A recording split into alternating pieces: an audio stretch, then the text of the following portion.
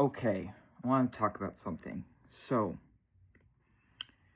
first, voicing a frustration. People put themselves above disabled people who experience delusions. People say that if you don't have a firm grasp on reality, that it is wrong, that you are wrong, and you must forcibly change yourself to conform to be more right and acceptable and palatable to the society that we're in. I was falsely diagnosed with something that was seen as delusion. Because in my childhood, my creativity was so strong, it morphed over with my beliefs. And also because they did not know what I actually have, who I actually am, and I was not safe enough to explore anyways. There's a variety of factors as to why they wrote me off as delusional. Then, taking traumatized child that we were, it put us on a cocktail of medicines from 9 upwards until we were about 20. At around 20, we realized the medicines we were taking weren't meant for our brain and body, that they had never served us or lifted us up, that they had only torn us down, locked us up. Upon realizing this, we incrementally got off all our medicine. The next year, we were diagnosed correctly with autism spectrum disorder. We think the difference between a false diagnosis and an accurate diagnosis is that a false diagnosis ultimately harms the person with it, whereas an accurate diagnosis ultimately helps the person with it. The reason that the one we lived under is false is because even though there is an overlap in symptoms, there is an overlap because there's an overlap between many, many different disabilities of the mental variety. But the treatment is very, very different. And they should not have diagnosed a 9-year-old with something and then put them on so many different medicines. It was unspeakably evil to do that to me. It was horrible to do that to me. It made me their lab rat. It took away my autonomy and made it easier for the true sources of what they were seeing as delusion, which was PTSD from childhood abuse in combination with my autism and the early signs of DID, which was diagnosed after my autism. They saw this struggling child, and instead of looking deeper and unpacking the actual causes, which was narcissistic abuse, for our more difficult symptoms, they just chose to write us off, put us on medicine, send us through these systems.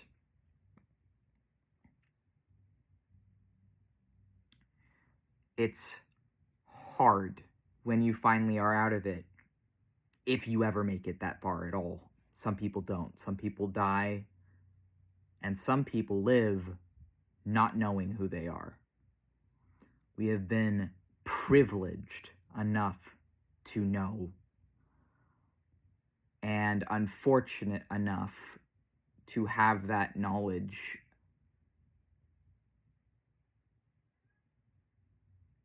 be something we're made aware of at all costs. That cost us quite a lot. That cost us everything from who we once lived as. But that person was never us to begin with. So even though it cost us everything, if everything we had was a lie, in a way, it really freed us. It still hurts, though, because betrayal, trauma, and a lifetime of trauma, if it's all you've ever known, you're not going to see it for what it is if it's all you've known until you're well out of it, looking back. The disorders I do have, autism, DID, PTSD, absolutely involve delusions. Absolutely involve there being a blurring between reality and fantasy. And can even involve some hallucinatory experiences with my DID and PTSD. And as I am a deeply spiritual person and I use my spirituality and craft as a wizard to cope with my disabilities, because it's helped me more than in a few years than doctors had in 10. And I can't afford that kind of treatment anyways, but it wasn't effective for me to begin with.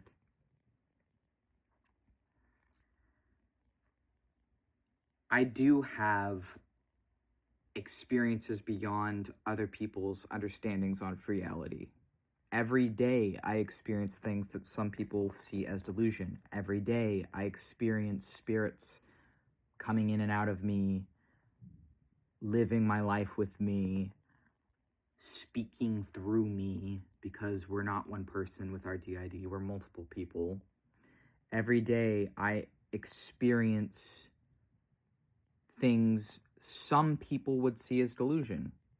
But for me, it is my lived daily reality that I have to live with, that medicines never changed and only further reinforced the amnesic barrier binds that were harming us and preventing us from recognizing each other, from feeling our feelings, from processing our trauma, and ultimately reaching functional plurality as a system.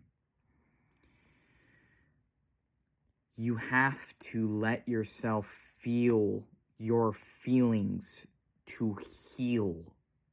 And medicines that take away your shadow, they take away your autonomy.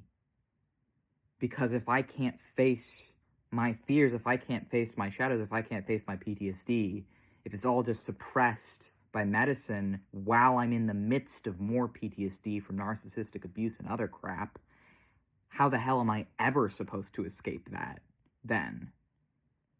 So it wasn't until I was off of it, and it wasn't until I was correctly diagnosed as autistic, which was the first crack in the facade of the life I was living up until then, that I was able to even really start healing. And it took years to even begin to recognize. And a lot of people never make it that far. The fact I've even made it as far as I have at 24 is genuinely a miracle. And I've had to work hard every single day on myself to get to where we are now. I have lived through hell and survived. I have witnessed things and endured things that kill people, that could have killed me. And I don't take this for granted. And I think it's really, really sad that our society judges delusional people how it does. There's no delusion worse than the delusion that's stripping us of our autonomy and personhood is love and help under this society. The idea that in order to conform, we have to lose our dignity through these forced means put upon us in childhood. The idea that locking people away in jails and medical institutions and hiding people and covering up their voices, covering up the history, covering up different perspectives, and writing anything against this white supremacist run empire, colonialist regime that anything outside of that is just delusional kills people. And it could have killed me. It very well could have. My DID and CPTSD is proof that I lived, that I survived. And in a way, I'm thankful for it. I'm thankful even for my CPTSD because it's the proof I survived, that I'm still alive, that I will live, and that I will survive. And that despite how many people wanted me dead, how many people taught me to hate myself for years, how many people stood back and watched, how many people directly reinforced the abuse, became abusers, took advantage of me for my entire life, despite all of it, I lived, and I'm still here. And I know there's others out there like me who've been through what I've been through who haven't lived. And I may be seen as delusional for my beliefs, for my spirituality, for how my autism and DID affects me in my daily life, and how people can't tell the difference between that and my false former diagnosis that stripped me of autonomy and personhood, that had me living like a lab rat for years. But I know who I am, and I don't care anymore if who I am is seen as delusional to others who will never have to experience even a fraction of the hell that I was forced to live through for 22 years, and even into the 23rd year with cult trauma in the mix. I know who I am. Do you?